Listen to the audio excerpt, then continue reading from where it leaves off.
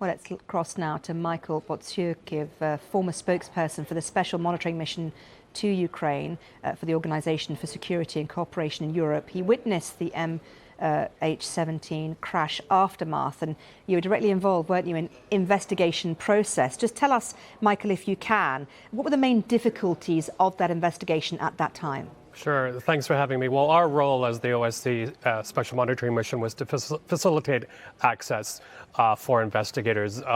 We arrived on the crash scene less than 24 hours actually after it happened, and it was still smoldering. There were bodies and debris all over the place.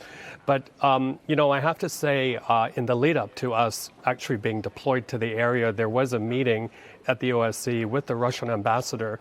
And this is a really important point, is the Russian ambassador actually instructed the rebels on the ground where the crash happened to allow OSCE access. So I don't think it would be easy having that taken place for Russia to deny responsibility or having control over the rebels. Look, this was a horrible crash as well, in the sense that it was spread over 15 square kilometers of agricultural land. These were mostly passengers on their way for holidays or to conferences and business trips, and their lives were so suddenly ended, 298, which is part of the 14,000 or so that have died in the first phase of the conflict. It is something that, once you have seen a disaster like that, you can understand the pain the relatives are fearing, because it was a horrible way for their lives to be taken so abruptly. And your main task, was it not, was to report to the world what you saw, to facilitate the next kind of steps for investigators. How easy was that job? Well, it wasn't very easy. I mean, when we arrived, it was a ragtag group of rebels there, armed, very dangerous, I would say, some of them intoxicated.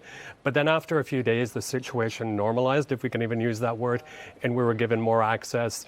I think the big turning point in everything was when the bodies were finally collected and loaded onto that refrigerated cars that would take them to Bociurkiw and then onto the Netherlands. That's when we saw finally, these bodies, these deceased people treated with some sort of dignity. But look, we were a group of former military people, former diplomats who have served in some of the toughest places on the planet. I don't think any of this, what we saw, could have prepared us. We couldn't be prepared well for this. But what really was gratifying for us, again, was being able to facilitate the removal of those bodies to their loved ones. And what do you want to see now happening in terms of culpability, in terms of, the relatives and the kind of peace that they might gain out of all this?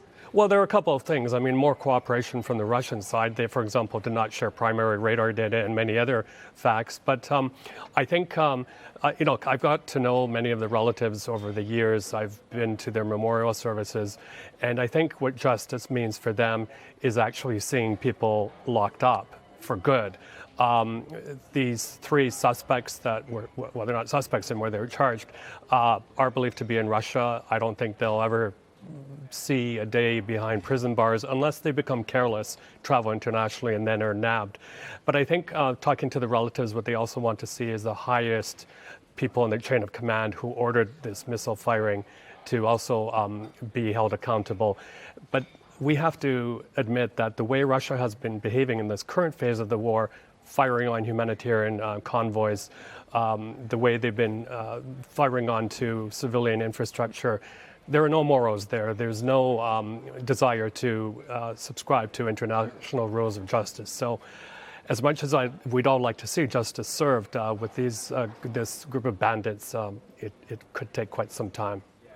Michael Bociurkiw, it's been so good to have you on the programme. I thank you once again.